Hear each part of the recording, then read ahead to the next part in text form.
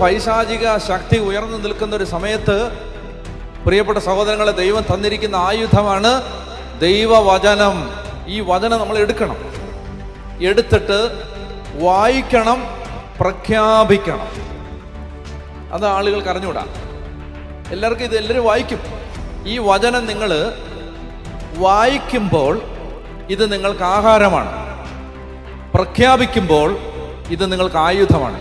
ഇത് വായിക്കുമ്പോൾ ഇത് നിങ്ങൾക്ക് ആത്മാവിന് ഭക്ഷണം. വായിക്കുമ്പോൾ ഒത്തിരി ആത്മാവിന് വേണ്ട ബോധ്യം, ധൈര്യം, ബലം, ശക്തി ഇതെല്ലാം കിട്ടും വായിക്കുമ്പോൾ. എന്നാൽ പ്രഖ്യാപിക്കുമ്പോൾ ഇതേ വചനം ആയുധമായിട്ട് മാറും. എഫേസോസ് ലേഖനം 6-ാം അധ്യായം 17-ാമത്തെ വാക്യം, രക്ഷയുടെ പടത്തൊപ്പി അണിയുകയും ദൈവവചനമാകുന്ന ആത്മാവിന്റെ വാൾ എടുക്കുകയും ചെയ്യണം. മനസ്സിലായോ? അതുകൊണ്ടാണ് ഞാൻ ഈ നിർബന്ധിക്കുന്നത്. എനിക്ക് നിങ്ങൾ ബൈബിൾ ഇല്ലാതെ വന്നാലല്ല, ഇത് കൊണ്ടുവരാൻ പറയുന്നതിന്റെ കാര്യം, ഇത് പിടിക്കുന്നവൻ രക്ഷപ്പെടും, ഇത് എടുക്കുന്നവൻ രക്ഷപ്പെടും, ഇത് വായിക്കുന്നവൻ രക്ഷപ്പെടും, ഇത് പ്രഘോഷിക്കുന്നവൻ രക്ഷപ്പെടും. ഇത് എടുക്കണ്ട മക്കളെ, ഇത് കൊണ്ടുപോവാ. നീ ബൈബിള് കൊണ്ടുപോവാ, നീ തുറക്ക്, നീ വായിക്ക്, അങ്ങനെ ഇതിനോടൊരു ബന്ധം ഉണ്ടാവ് എന്ന് പറയുന്നതിന്റെ കാരണം, നിന്റെ ജീവിതം രക്ഷപ്പെടുത്താൻ ഈ ഭൂമിയിൽ ഇതേ ഉള്ളു വഴി.